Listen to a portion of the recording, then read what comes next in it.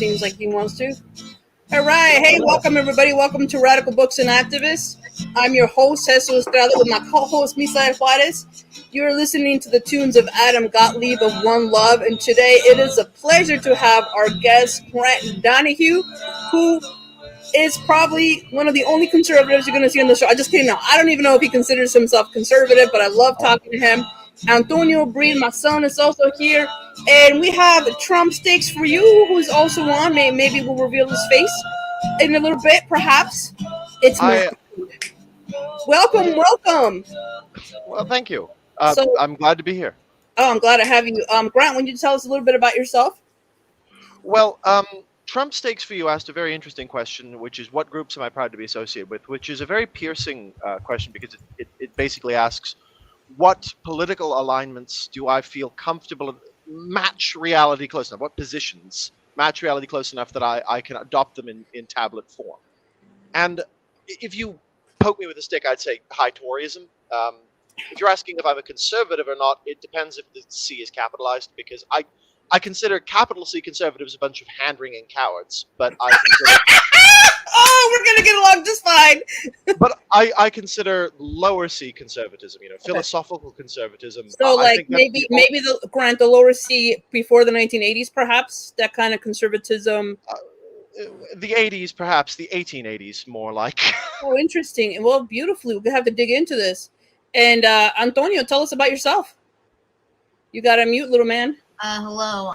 I am a child.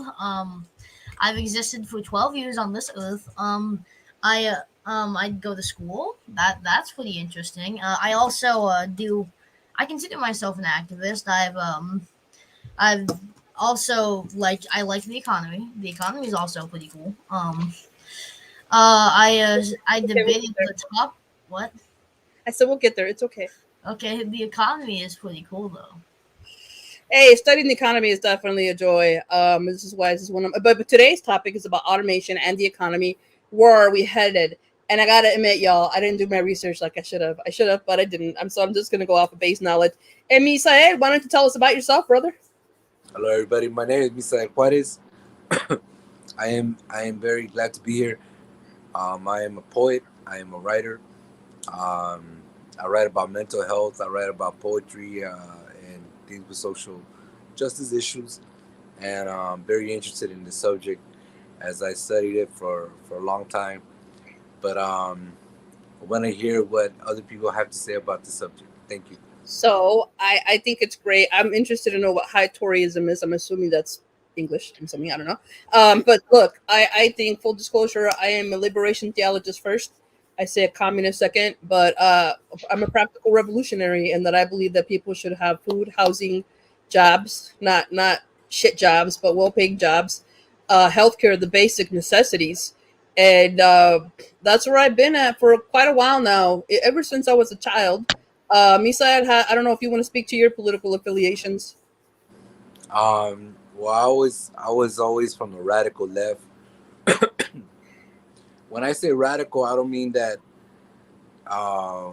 getting the guns and starting to take over. I'm saying left as in firmly believing that humanity should come first before profits, and definitely investing my time and all my knowledge in figuring out social solutions for world problems. And part of it may be lying in communism, but the other part is believing in the humanitarian effort to create a better world for our planet, to include it as a being, and including the animals. I firmly believe that we should treat them with respect. I know it's a dog eat dog world, as they say, under capitalism, but there are many ways to respect the kill, and there are many ways to honor it. So people are dying under capitalism, and what are the conservatives saying? What are the left people? What are the people on the left Right. saying? Sometimes they may overlap. Sometimes they may not be the same. But I firmly believe that it doesn't matter what label you have. What matters is your gesture to the world and how you act Yeah. upon it. To me, labels mean very little, in the sense that it doesn't tell me who you are. It just tells me the position you are under capitalism. Yep. Yeah, That's great, and I think so. And I would say that we're not your typical lefties. Um, we're more grassroots, practical revolutionaries. I would say. I would be irresponsible to say I'm a Marxist because I haven't studied nearly enough. But I will say I'm a liberation theologist because I've studied quite a lot of that, and I have my beliefs as a radical Christian in terms of what we can get into that. But so Mr. Stakes, who is not joining the conversation but is participating, he wants to know what hopeful news has anybody heard or read about lately. All right, let's start on a positive note. Let me see. But it's tough because the news is so bad about highlighting good stories. But let me think. Somebody else start. And I don't know. Y'all read the news as well. Something uplifting. The X- the XE 500 reactor has entered full scale production. That's amazing. What is it? What is it? Power. So the XE 500 is a reactor modular reactor design. It's a small pebble bed helium cooled reactor. It's being developed by, among other people, the very intelligent people at the University of Illinois. I Ooh, actually have a colleague who's been somewhat involved fantastic! with that project. And the idea is that it's a reactor you can build on an assembly line, load into a lorry, and take to go power a military base somewhere, so it can replace Brilliant. the diesel generators that run them. Yeah. Very You can good. also, but the really clever bit is that the turbines are modular, so you can just shut down a coal plant, put one of these where the boilers used to go, and run off the same turbine equipment. Brilliant. That is fantastic news. Antonio, go ahead. That is pretty fantastic, but I must ask, what's a lorry? What's a What's a lorry? What's a oh lorry? Yeah. a truck? Oh. Okay. All right. This is personal and private, but personal good news is also news. My daughter got all A's and B's in the last report card, and my son got straight A's. And I must say, I heard him debating, and maybe he could elucidate what the debate topic is, because I love the debate topics. He's been in the debate team since he was in 5th grade. On his own, I don't push him. He does his own academic growth. He's already pumping up his CV because he wants to go to a very prestigious school. So that's cool. I support that. But I heard him debate, and it was so coherent, so well done. I really appreciated the effort he put into it. And I appreciated the opposing debate team that was actually talking about automation. I almost fell out of my damn chair. I was like, holy shamoli, 6th graders talking about automation in a way that's really interesting. Go ahead, Antonio. On that topic, that was actually one of the main arguments towards. Oh, I should probably explain the topics. It's not much explaining, but it's means tested welfare versus a universal basic income. One of the major things that is argued for the side of the UBI is many people and researchers predict that a lot of jobs will be overtaken by automation, overtook by, I don't know how to say that, but Overtaken. okay, overtaken by automation. And I think if I remember correctly, it's in 12 years, all a fourth of all jobs will be lost. So a UBI or like a safety net could help that. And the means tested welfare is saying how a UBI is fails on being a sort of safety net and also is a very large sink of money. It's pretty interesting, but yeah. Well, we'll come back to that because the universal basic income is something that the high tech giants have said we got to do this because they see the problems. I'm talking Bill Gates, Bezos, that they see this, they know it's coming.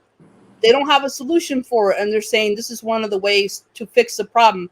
But then people argue against that, and so I want to hear what some of those counter arguments were. Well, let's get into it. So, automation is here.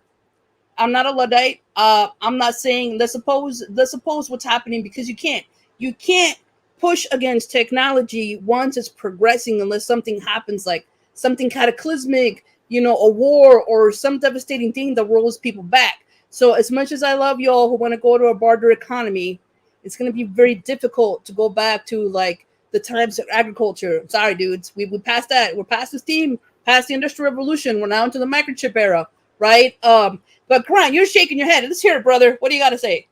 Well, firstly, I want to clarify that with regards to automation, we could go back if we're all willing to accept 5 billion people starving to death. You know, that's just True. that's I'm not, but let's be perfectly blank-facedly honest with what the actual aim of primitivists is to kill most of us.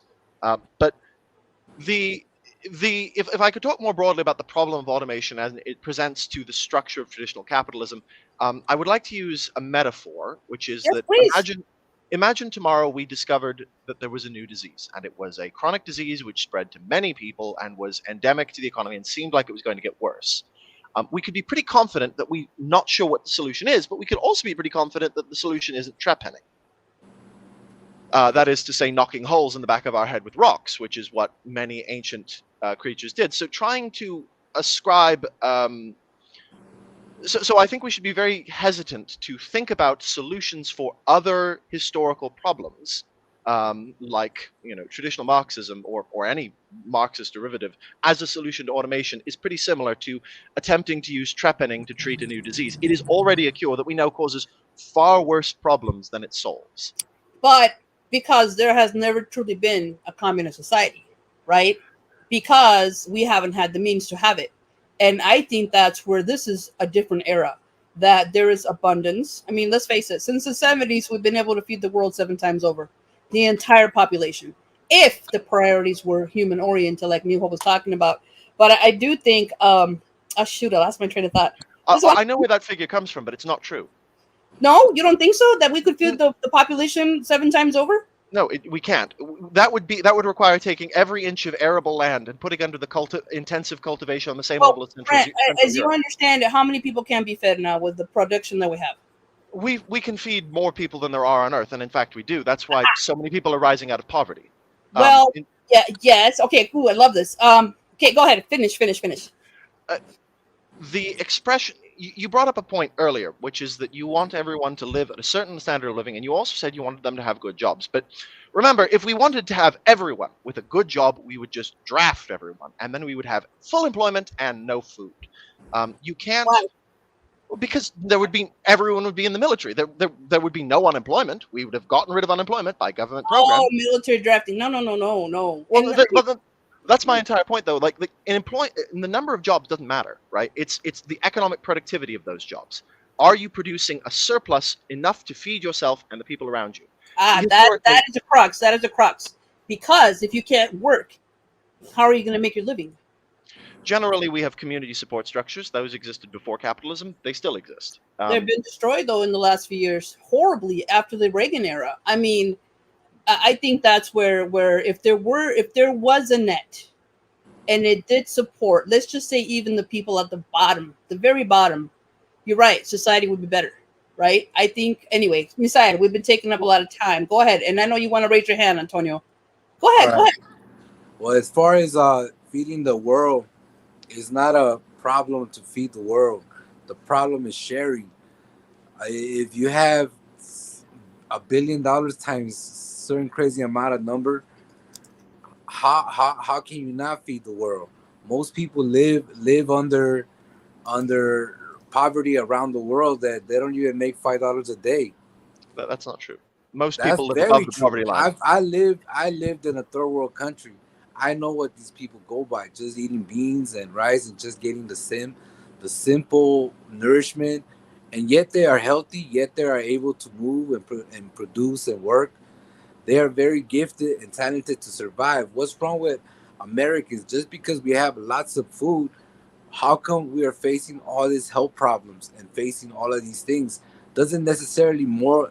I don't want to just say because technology, the GMO sector of society has created this abundant amount of food, but it's making us not ill. So even though it's made with technology, I'm not saying all technology is good, but if we could go back to the basics of understanding a simple living situation, there is enough food to keep us healthy, to keep us going, to keep us moving. There's no shortage of anything in this world. The wealth hasn't left the earth. The wealth is still on the earth. People act like it's been consumed. The wealth is still Right. on the earth. How do you define wealth? Wealth is something that is expendable. It is also something that is expanding, and it is something that is very peculiar to conservatives to talk about it as a So form of money. But wealth is like the air, like the water, the natural resources. Wealth is that type of thing that sustains life. When people talk about having a billion bitcoins or whatever, it doesn't mean wealth, because you you cannot you cannot use that as wealth. Only in our current stock exchange market practices do we value something like that. But I'm not trying to Interesting. explain something difficult. I'm trying to say that it is a very difficult thing to explain, because if you don't have clean air, you don't have water, and if you don't have those certain types of elements that are nice, wealth doesn't mean anything, because it cannot supply you with that organ that needs that fresh air, that fresh water, and things like that. That's what Preach, I'm sister. trying to get into. So I think for me, and Antonio, go ahead. How do you define wealth, debater? And then I'll go next. You gotta unmute my little son. I feel like wealth. That, huh? You can pass. There are a lot of things that could define wealth, but I feel like having like your needs that I feel like could be a type of wealth, but also there's like the thought of like money or things that only matter in like current like world stances or current like economic structures, and I feel like that can also be classified as wealth. But I feel like I don't really, at my time of understanding, have like a clear cut definition of like all wealth. But I think there are different types of wealth. Like, I agree. All yeah, right. So, hey, listen, real quick, Trump first takes for you. You gotta post your comments in the comments because I'm missing all this amazing stuff that you're saying. I think wealth is the accumulation of capital that exceeds. Oh, I do. It's the accumulation of money. Let's say it, but it's the excess, right? That is beyond your standard of living. So, I'll give you an example. I maybe should not say this out loud. We live in the city of Chicago, right? I make $102,000 a year, give or take, which is awesome for an English professor, may I say. But the standard of living in Chicago is such that I'm not wealthy or upper middle class. I'm somewhere in the middle, right? So that to me defines wealth. But I love this definition that Misal put forth because you're right. If we don't have a planet to exist on, who gives a damn how many billions of dollars you have in your bank account, right? of Unless you course. okay, so I go ahead, Grant. I'm really enjoying this So, conversation, by the way. so when you said that wealth is the accumulation of capital, I had the immediate thought which came to mind was "Welcome to my parlor," said the spider to the fly, because that is a terrible. If you accept that definition of wealth, you get stuck on this pretty well-known philosophical train that ends in you admitting that capitalism is necessary. Because if you do, if you assume that capitalism is the accumulation of wealth, you run into this horrible problem where you have to ask, then why has wealth only started accumulating in the last 300 years? And if you come to that conclusion, that wealth isn't a pile of specie, it's a package of resources which have utility. Um, because you have to, because if it's not, if it's an accumulation of utility, the ability to obtain goods, purchasing power, essentially in a heap, then you have to say, well, then what's the most efficient way to grow our ability to purchase goods and services? And it's capitalism. No argument. That is what has I do happened. not disagree. And however, And continue. wait, No, go ahead. Go ahead. I think you're making really good points. there's one more point, which is that if you say that the inherent value of any good is dependent on its utility, then you admit that exchange is necessary. And once you have that, you need trade. And once you have exchange and trade and free-floating values and wealth, that's capitalism. You can't escape it. I also want to point another point. You talk about a missile. You talked about the ability, the environmental value of the planet. Are you aware of the environmental Kuznets curve? The what? The environmental Kuznets curve. It's named after an economist named Kuznets, and he No, remarked let's hear it. he remarked that it's actually the wealthiest societies which do the most to conserve the environment. So very, very poor, desperately poor societies have no agency. They're subsistence farmers. They're so close to animals, they don't have enough of an effect on their environment to really damage it. So like medieval farmers aren't poisoning the rivers. And incredibly wealthy societies, you are so efficient with the utilization of resources that they tend to conserve them. This is because of price mechanisms. There isn't any overhead in wasting steel, right? More steel, you have to dig up more iron ore. So as societies become more efficient, the main way to save money for any firm is to do the cheapest thing, which conserves natural resources. And it's actually only intermediary societies which are growing wealthy but aren't wealthy yet, that are the worst polluters. And this is just objectively true. Look at China, Pakistan, India. These countries pollute massively because they're climbing towards wealth, but they aren't there. But compare that to Europe. France gets 90% of its electricity from Well, clean true. sources. To be fair, though, Grant, a lot of these countries also produce products for us. I Well, mean, sure, look but at how many products come. And I'm not debating that. You're right. Capitalism has a trading system, but it's not the only economic system that could have trading and growth, right? Yeah. And I'm not going to argue. We're all in the system. You can't get out of it. You know, even if you wanted to be a total Luddite, live in the woods, you still would be part of the system. It's impossible to be out. Even if you grow your food, what happens when you have to go to the doctor? You're gonna have to go to the hospital at some point. You're gonna have to get necessities, right? So it's we're in the system, we're in it, and I don't think you can escape it. But I will say this about value, and this is where it gets tricky. And I would love to hear what you got to say, all of you. Under traditional economics, I work. I make a hairbrush at the on the line, right? And the brush to produce maybe $2, we sell it at 10. Okay. What happens when the robot makes the brush? How much is it worth? Because then you've added automation. You don't have the overhead cost of the employee. Is this still a $10 brush?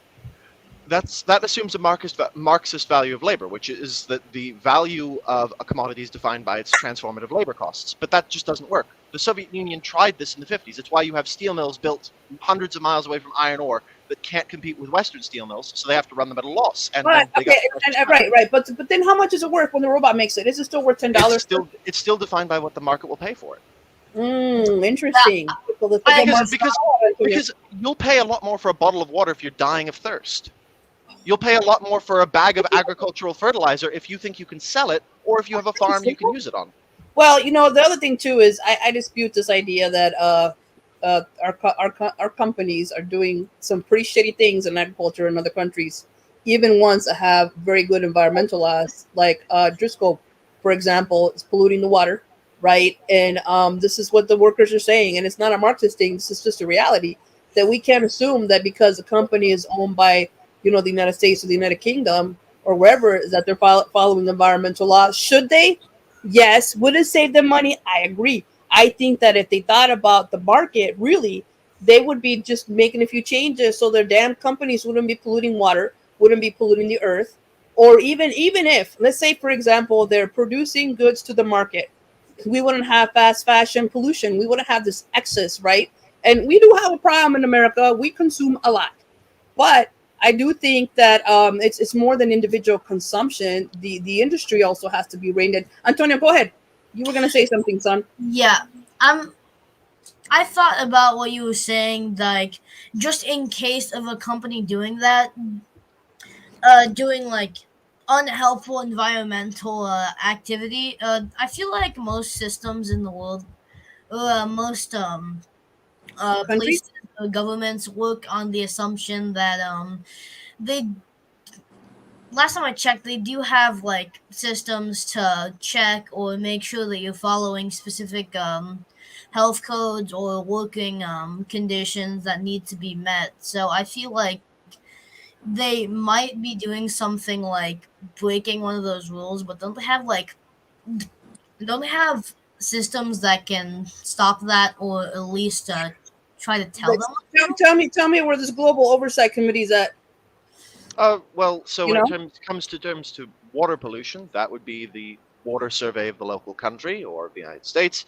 If it comes to landfills or contamination of specific dry sites, usually that's handled by industrial concerns because the remediation of those sites generally yields useful materials. A good example of this is chemical recycle. We actually we dump far less chemicals into the water now than we did 50 years ago, even though we're actually producing far more chemicals because we can remediate and reuse chemical waste. The waste itself becomes a commodity that you can use. Copper is an amazing example of this. Yeah, no, that's a good example. Copper metal waste used to cause serious water quality problems. Yep. Now, copper metal is recycled incredibly efficiently. We actually produce more copper from recycling it than from mining it. And that's not because we've run out of copper, it's because we're so efficient. Efficient societies merely represent very, very intelligent technical engineers and scientists being employed by concerns to answer technical problems. Because there isn't an overhead in destroying the environment. There's an overhead and an overhead, and if you destroy the environment and get away with it, you'll do it. But if you set up your regulatory laws correctly, which capitalism already provides for, I mean, Smith. But they have to be enforced. That's the problem. They have to be enforced. And the first capitalist economist, Smith talked about that. Well, Smith also promoted small businesses, and I think he's been misused in so many ways. I don't think Adam Smith was for these large monopolies that we see today. But Messiah, go ahead, brother. We're definitely capable of fixing all these issues that have become issues in the last 40 years. If we had a society that value education more than profit, we could come up with more doctors, more engineers, more people that can solve these world problems that we have.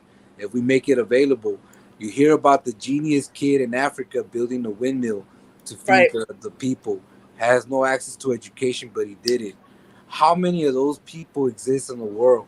How many geniuses exist if we were able to create a better educational system?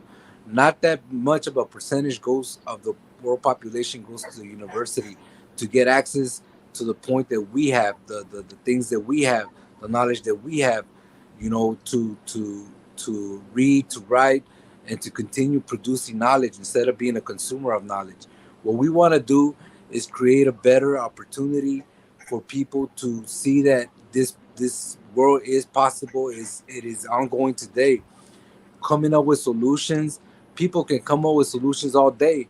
The only problem is that when you try to bring those solutions to the forefront, these people start getting assassinated. These people invent the hydro engine that runs on water, getting assassinated. They get all these people that come up to the mainstream, and they get taken out. They get taken out by scandals. They get taken out by media propaganda.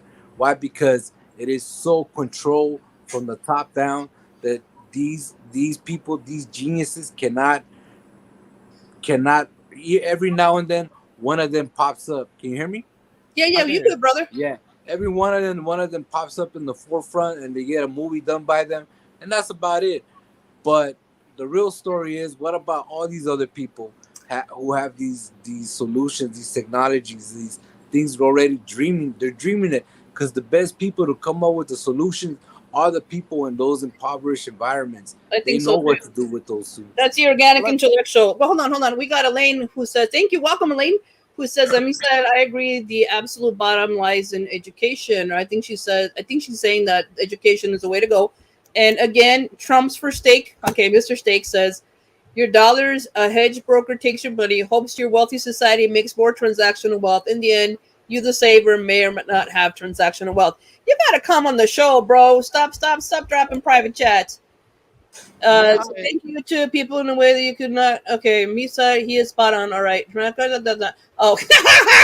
don't know what the fuck. I'm sorry. I don't know what this means. But he says transactional capitalism doesn't have feelings. Oh, it's all about feelings. It's not really. Go ahead. If I could respond, first of all, let's bound this conversation in physical reality, which is that there is no engine, and there can't be any engine that you pour water in and it runs on, unless you're talking about a fusion reactor, right? That's just not physically possible. Water, you can't extract chemical energy from liquid water by I believe the claim was you turn it into hydrogen, you burn the hydrogen, you get the water back. You're proposing a perpetual motion device. There are scam artists who've proposed water engines forever, right? That's just not chemically or physically possible. Any engineer will tell you that. Secondly, we actually did have institutions that allowed us to reach into the third world and claw geniuses from places where they have no mobility and bring them to Western institutions where they can become educated and express their genius. Very inconveniently, it was the British Empire. Ramanujan didn't come out of independent India. He was a product of Britain. The ability to access the intellectual capital of very poor nations implies that you have access to the capital markets, which means that they don't have sovereignty, you rule them. If we want to build up educational systems in the world, that's all well and good, but if you want to build up educational systems that make use of and improve a given subset, you need to rule over it. That's just the ugly facts of history. Nation states will not become Grant? I mean, why do you have to colonize and rule? Because this is where I think you get in trouble with other people, but I want to hear this argument. You don't, because if you want access to a labor market, to be able to offer people things, to be able to train people, if you want to be able to operate in a country, you need to have sovereignty over it or permission from the local government, at which point it becomes a colonial government. Tell the cartel that, man. So why can't you hire people outside of a colonial system like they do now? I mean, isn't that what's happening with sweatshops and sure. You know what I'm saying? Sure, but people aren't forced into sweatshops. They voluntarily choose them as alternatives to the... I don't know about the voluntary part. If you're starving and that's what's available on the job market. Exactly. That's my point, though. Let's talk about, because the sweatshops are exactly the same thing you got in 1820s England, where these industrial jobs are awful. They're dangerous. They pay very, very little. But in fact, they're a lot better than being a subsistent farmer in that country. They're a lot better than being a prostitute. They're a lot better than the other alternative ways you can make a living. And in fact, if you go back and read the literate diaries that these people left, they say, wow, our lives have improved so much. Our children have shod feet, and I've been able to send 2 of my 5 children to school. How wealthy are we? Sweatshops are a symptom of an economy growing richer, because the reason people will tolerate abominable conditions and all of that is because they are still preferable and still far better paid than competing jobs. You know what? Grant is really nailing something that I hadn't thought about until right now. If this is the best option you have, even if it sucks, you're gonna go for it. And it's not the same thing as it's not a good option. Well, no, I mean it's not the same. Maybe it is, because we often talk about how people get bought up. You give them breadcrumb. Oh, you want your children not to work? Okay, let's not do that. Oh, you want the weekend off? There you go. Oh, okay, you want $15 an hour? Okay, here's your $15 an hour.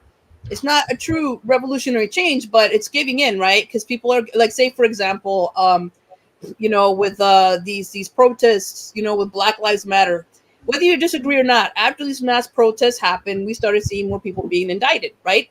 And so I think there's something to be said. Okay, I may give you a little bit here, give you a little bit there, but that's really fascinating, Grant.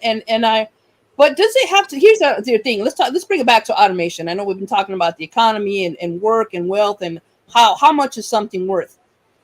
But even with these workers, let's say when the automation keeps, because it's going to keep growing, automation is going to keep improving. Technology is growing faster.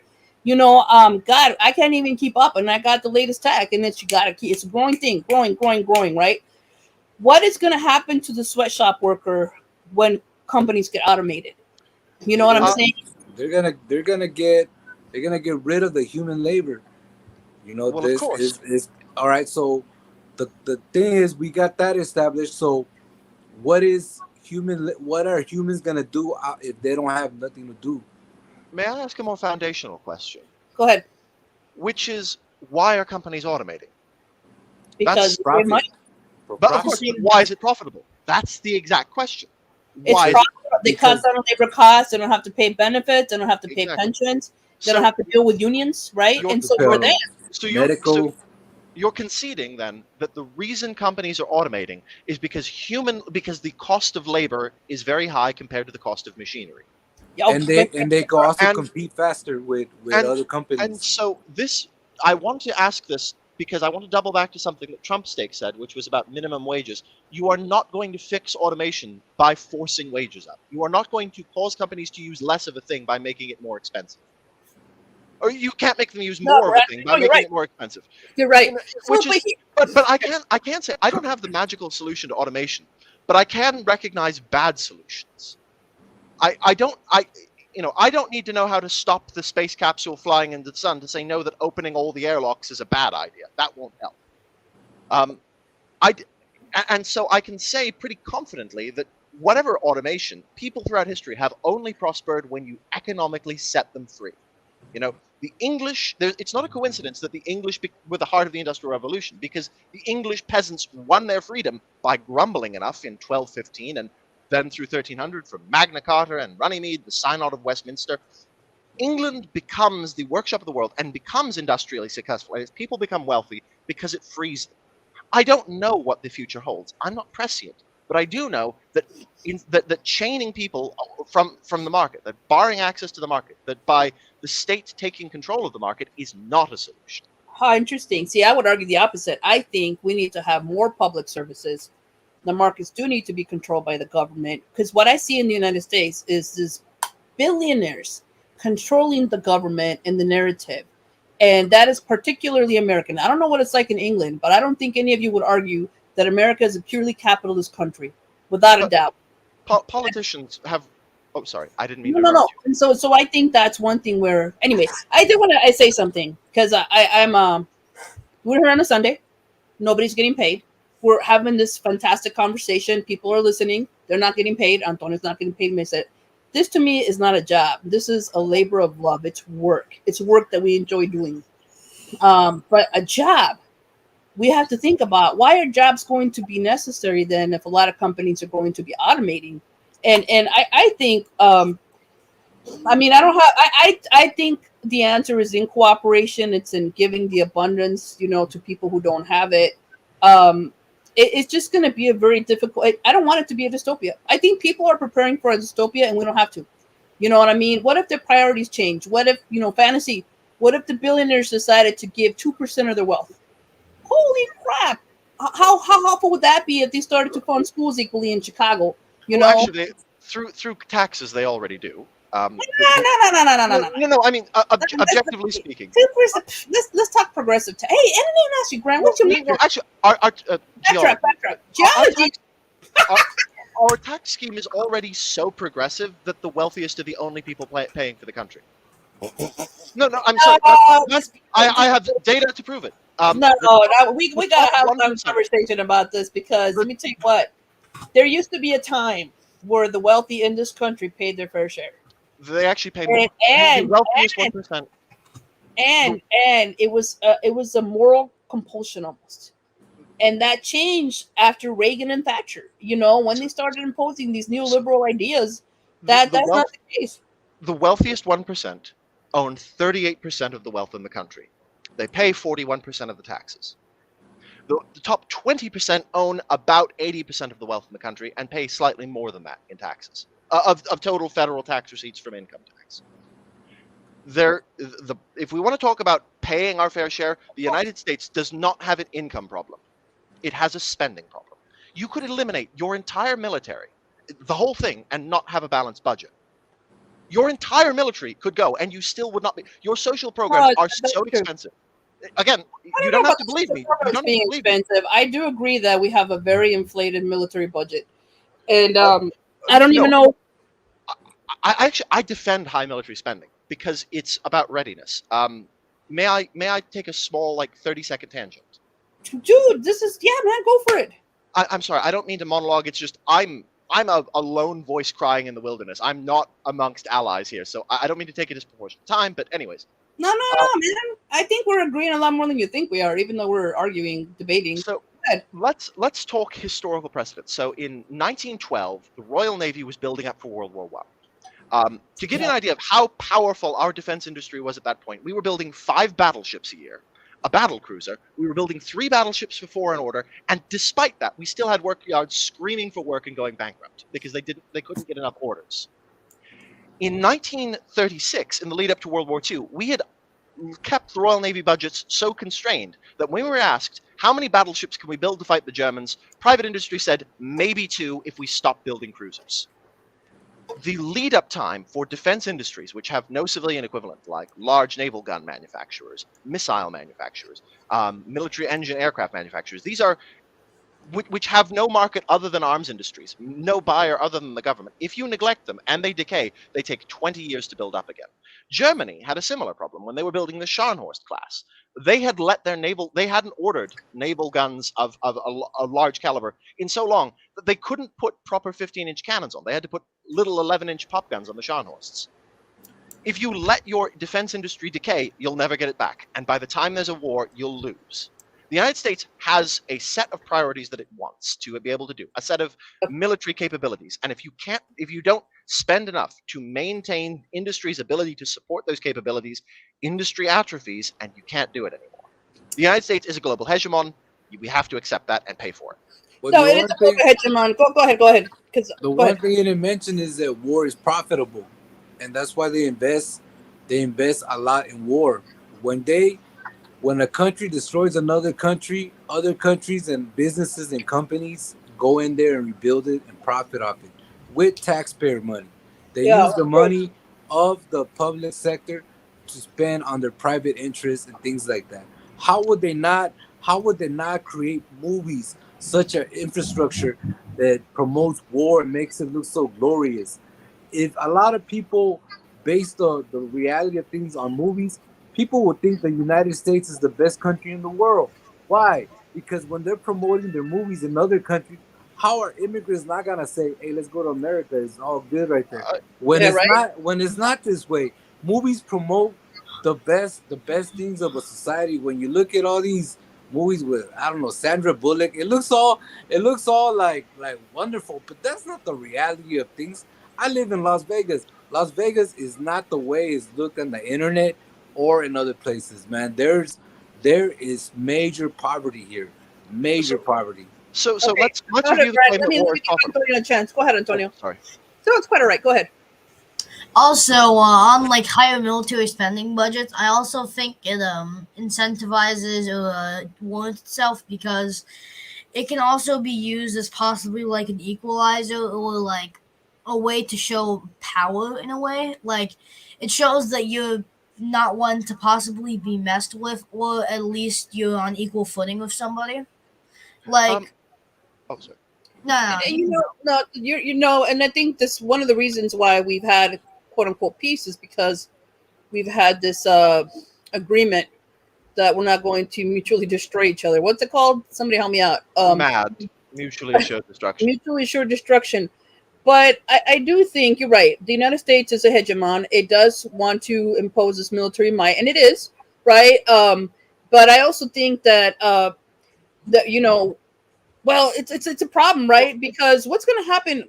Shit. This is another conversation. Well, so no. Let me just kind of trying to sort my thoughts and not talk about globalization and all this. But I do think automation in terms of the military also offers a possibility. Think about how drone strikes are used now instead of people, bombing with missiles or whatever. That the technology is also having an impact on the military, and it's not as efficient as the United States makes it seem like, oh, we bombed the terrorists when they're killing children, bombing weddings, committing horrible, and then saying, oh, it was a tech, not our fault, right? So this is a very complicated issue. And Grant, as much as you think we're against you, I actually think we have more in common than you think we do. I don't think we're going to get around this issue of automation and labor if we don't talk to each other, because I don't want my son to be unemployed for no fault of his own, or my daughter. You know what I'm saying? I want there to be a position for everybody. Go ahead, Grant. You want to respond to the previous comments, and I'm closing out because it's 4:46. It is a 45-minute show, but go ahead, brother. So let's review the claim that war is profitable. Let's look at the biggest war of all time and the economic impacts on the countries that it was fought in and fought by. Britain went from the world's largest creditor, from the most successful naval and commercial empire in history, with the largest merchant marine in the world, the most powerful navy, the most profitable economy, reach and economic prosperity, to Our railways.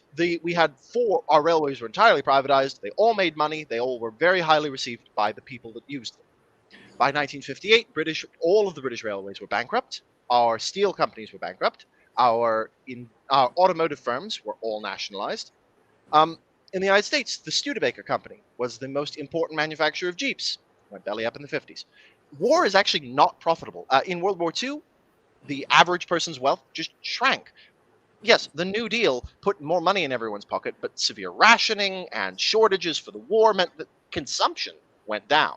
And consumption is a measure of your access to goods. Remember, you said earlier it is an accumulation of purchasing power. I think so. Oh, You know, so clearly the idea that war is profitable just doesn't hold water. It doesn't profit for the countries that participate in it. It's not profitable for all the civilians, but it's profitable for those people sending our kids, our families, our community members to war.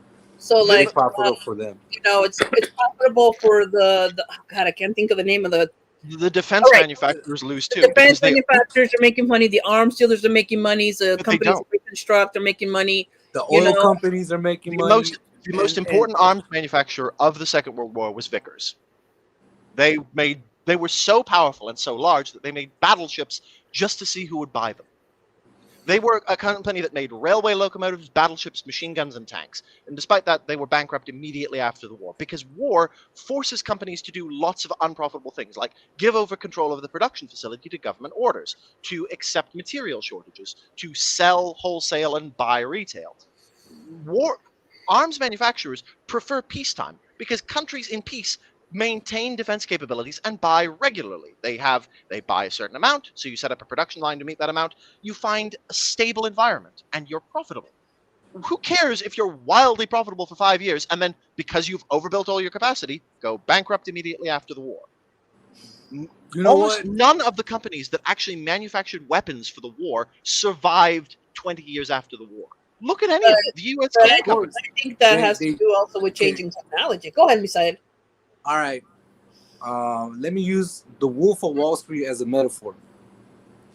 When he would get his gang to hype up a stock, people, and get all his friends in power to buy the stock, and it would make it look like it's fashionable, it's trendable, that it was very profitable. And then the public will start buying in, and then as soon as it went up a certain amount, all the people just sold their shares because the more trendable and fashionable it was, the higher it cost, so people were willing to spend more money. So then they would yank it out. That's what war is. War is popular for a certain amount of time. Like after 9/11, after 9/11, people are mad. People are want to go to war. People are angry. They want to stop. You're breaking up. You're breaking up, brother. You're breaking up. But I think I feel you. They need to breaking up, so you might have to mute. Yeah. So you reconnect. Let me mute you up. All right. It's wait till the Wi-Fi gets a little better. All right. Sorry. So we're closing, but we're not closing yet. So they need to do a parting shot. Did you mute? You got to mute, brother. Not to be pedantic, but it's actually Parthian shot. Parthian shot? Yeah, because it refers to when an archer leans back. I didn't know that. It got corrupted to parting shot, but it's actually Parthian. Thanks to Grant, we're going to call it the Parthian shot. Thank you. So Mr. Sake says capitalism is a unique that it grew beyond a country border, not global capitalism. Panama Papers highlighted this capitalism. All right, thank you, Mr. Stakes, for that comment. Oh shit, he left it. Hopefully he'll come back. So pronounce it for me again, Grant. What is it? A Parthian shot? Parthian, as in the Parthian Empire. Got it. All right, so let's do a Parthian shot. I'm sure he's going to come back. So listen, I just want to thank you, Grant, because this has been fun and I've learned a lot. We may not be in the same spectrum. Thank you, Mr. Stakes. Oh my gosh, you got to get on the damn stream. This has been awesome. I've learned a lot, and I'm rethinking. I'm thinking about industrialization and the military-industrial complex. Anyway, so this has been awesome, and I've really enjoyed Yo, Grant has something to say. That's right. And like I said, I know people may not agree. My viewers are probably like, why is this person doing it? Hey, but I welcome opposing viewpoints. Even Antonio. Like I said, Antonio and I don't agree, you know. And let me tell you what, there was a time when we would debate for hours about defund versus what is reform, right? That was your position. Holy shit. But it was a really good time, you know. Anyway, so let's do a Parthian shot. I want to say that this has been an amazing show, Grant. Welcome back, especially when we talk about the economy. Antonio, I'm going to have you go next. And then we'll close out with Grant. Thank you. I would just like to say that this has been decently informative. I feel like it's nice to hear different viewpoints, and it's also nice to hear people legitimately passionate or know more about something than me. Because Grant, I did not know how many people did not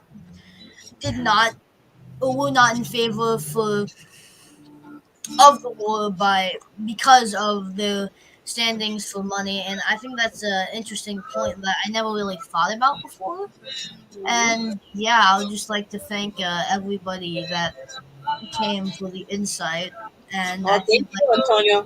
no, You're welcome back anytime, my son. Thank you. Yeah. Um, Go I ahead, just Grant. want to say, firstly, Antonio, you're a very fine young man. I would like to thank everyone else who was part of this, especially you, Professor Estrada, for allowing me on. Pleasure. I think that my overall position can be pretty succinctly surmised in that the liberty of individual men through their freedom to markets is the only mechanism that we humans have yet discovered by which self-interest can be aligned with societal interest. It's not a perfect alignment. It produces troublesome results. No political system is perfect. But capitalism, as we understand it, and as it has developed through the Austrian school, through the classical school, even through Keynesianism, though it makes me cringe to my bones to say that, has produced societies which progress and grow wealthier. That progression is based on technological advancement. And that technological advancement has been made possible by human individual enterprise and freedom to find the most valuable ways to serve one another. We have a lot of uncertainty in front of us and a lot of problems which I don't have the solutions to. But I think anyone that tells you that they do have a perfect solution, which can be swallowed in tablet form, are lying to you. No, I don't think so. I think we have to figure this out together, no matter what side, what we believe in, you know, because, yeah, I mean, it's going to be up to all of us, whether we believe in markets and individualism, what have you, you know. We're going to have to enter this at a human level and really think about the future, not just of this country, but other countries in the world, right? So, hey, thank you so much, Grant. It was a pleasure. Welcome back. I'll tell you what the topics are if you want to come on. This is super dope. Well, And I'd be happy to come back anytime. yeah, the only thing is we often do poetic verse, and we didn't this time. But just, you know, if you want to read a poem too, shit, bring it. All right, Antonio, thank you, my friend. The only poetry I know is Rudyard Kipling. Hey, bring it. Kipling is interesting. All right. Hey, have a great day. Thank you again for watching. If you like the show, please like and subscribe. If you're interested in being a participant or if you want to be a guest, post it in the comments or you could just email me. I think I have my email thing on the subscribe, whatever, but finger, little buttons on the side there. But thanks for watching. Thank you again, Grant. Thank you, my son. See you. Bye.